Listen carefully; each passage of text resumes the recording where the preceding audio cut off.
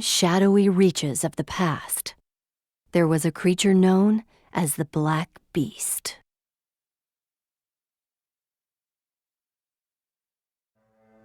Possessing powers beyond the comprehension of mankind, its only desire was the total annihilation of all humanity. Fighting a hopeless battle for survival, mankind was pushed to the brink of extinction. Just as all hope was about to be lost, 6 heroes appeared. They taught the last vestiges of humanity how to harness and control the mystic force of the universe known as magic, and humans fused it with science, creating what was to become known as Ars Magus.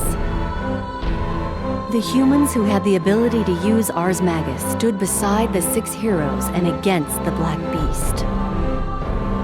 After a series of brutal battles, mankind finally stood victorious.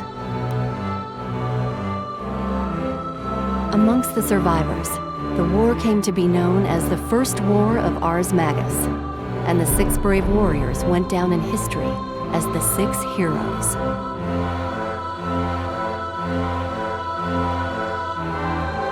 After the defeat of the Black Beast, the people rejoiced, but peace did not last for long. From the remains of the Black Beast, a dark mist began to spread outward. In seemingly no time at all, the black mist covered virtually the entire planet. The mist, which became known as Seether, wreaked havoc on mankind, as prolonged exposure had detrimental effects on the human body. In order to limit their exposure to this deadly poison, humans were forced to construct cities atop towering mountains. These cities became known as hierarchical cities.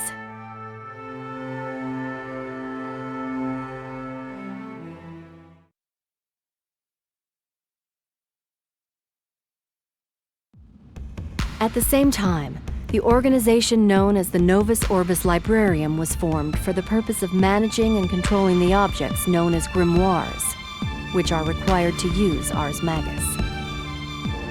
Inevitably, the NOL began to leverage the power accorded to them by their control of these grimoires, and most of the world fell under their jurisdiction.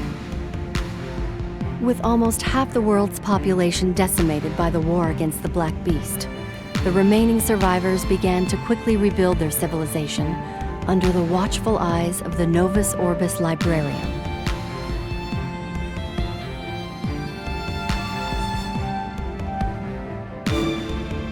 Decades passed since the founding of the Novus Orbis Librarium.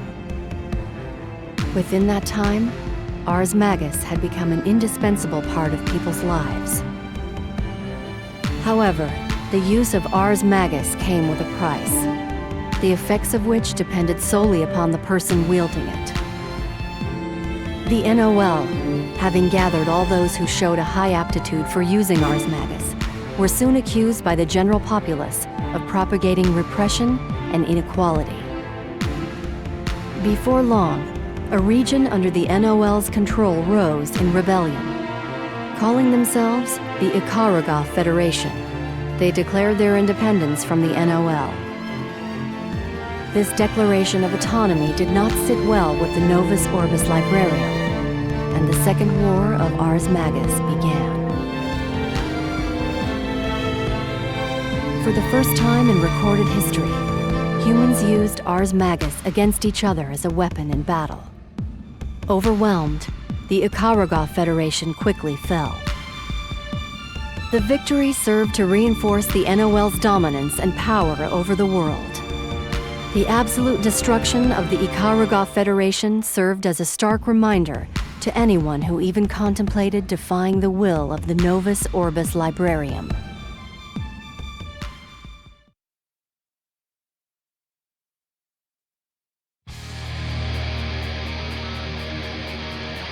A few years later, someone dared to defy the Novus Orbis Librarium and rose up to take on the organization whose political and military dominance were seemingly absolute.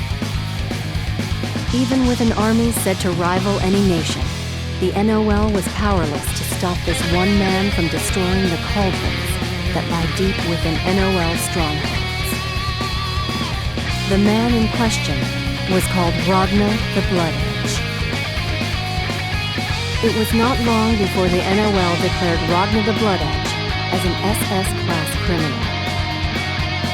With the largest bounty in recorded history put on his head, and wanted posters with his face plastered on every available surface, Ragna had become the target of a wide variety of different organizations.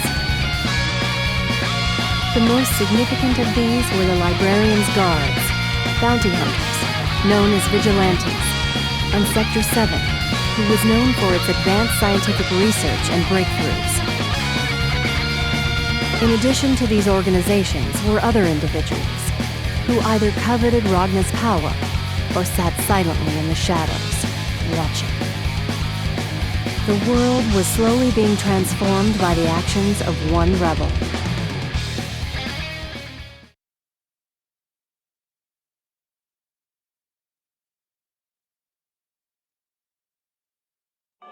(2199 AD). Ragna arrived at the NOL headquarters of Kagutsuchi, the 13th hierarchical city. However, several of Ragna's enemies were already there, waiting for him. NOL 4th Thaumaturgist Squadron Commander Major Jin Kisaragi. One of the 6 heroes, Hakumen. The silver-haired girl, Nu 13.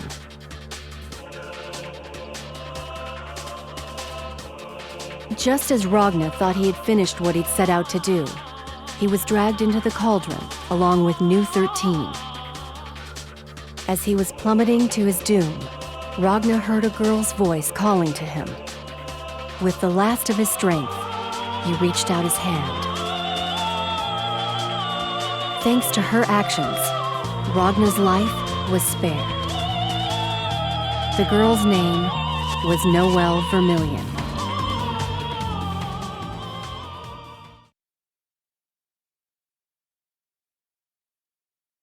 It was the dawn of a new era of mankind.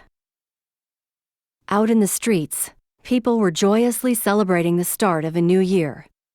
However, Ragna ignored the celebrations, intent on more important matters. The destruction of his new arch-nemesis.